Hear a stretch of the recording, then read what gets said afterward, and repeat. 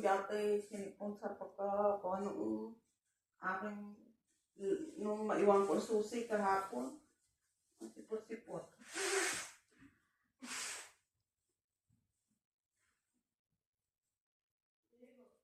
Hindi uminom ng tea.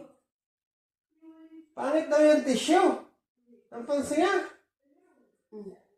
Oh, kumain. No.